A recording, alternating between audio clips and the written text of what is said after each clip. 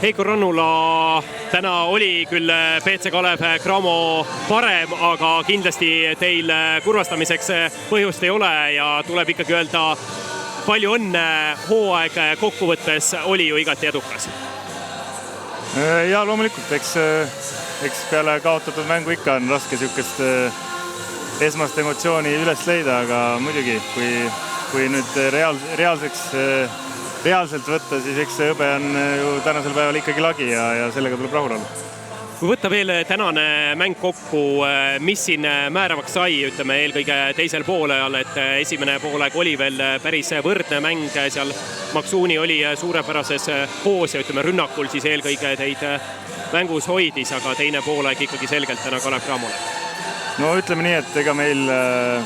kui päris aus olla, siis ega meid jätkus 2 mänguks, et meil oli juba eelmine mäng pummtühi,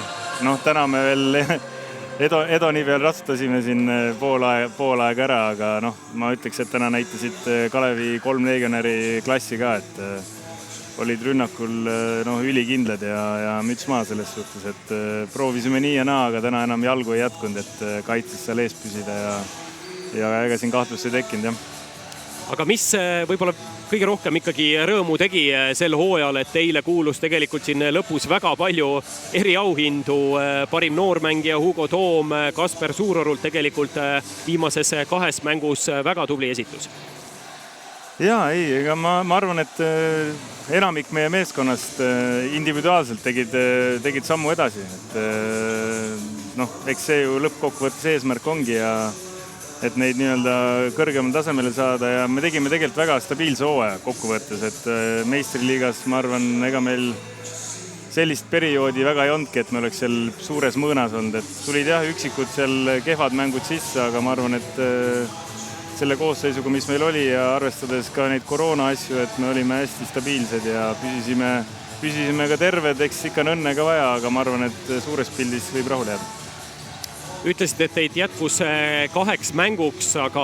kui palju ikkagi mõjutas ka see, et Janari Jõesaar oli tagasi seeria 3. kohtumises ja võib öelda, et Jõesaarega siis Kalev Cramo oli selgelt parem? No ma ütlen, et meiesugusel satsil Cramo vastu oleks Jõesaarega või Jõesaarete võimalus, meil peab asjad klappima ja Cramol mitte klappima. Et nii ehk naa, mida mäng edasi oleks meil raskemaks läinud, seda kavaldamisruumi jääb järjest vähemaks, hakkavad rohkem individuaalsed asjad lugema ja eks see oli selge, et läheb raskelt nii füüsiliselt kui vaimselt, aga ma nüüd Jõesaari võib-olla koha pealt nii väga üle ei tähtsustakski, et ma arvan, meid murdis see teine mäng, et eks seal olid omad põhjused ja kindlasti me tagantjärgi ei hakka midagi siin rääkima niipidi või naapidi, aga peale seda mängu me olime murtud ja jalgu enam päris alla ei saanud. Kas see pärast teist mängu oli ikkagi vaimselt lihtsalt nii raske ikkagi kokku võtta? No selles suhtes ma ütlen, et meie mängiks nendega võrdselt, see võtab päris palju selles suhtes energiat ja niisugust tahtejõudu, et ikkagi seal sabas püsida ja jälle see -7 tagasi teha, siis jälle -6. Pluss see, et eks see terve play-off oli meil ka ju tegelikult okei, me saime siin 2-0 ja 3-0 edasi, aga tegelikult olid kõik väga raske tööga need mängud, et eks see kõik võtab oma osa ja lõpuks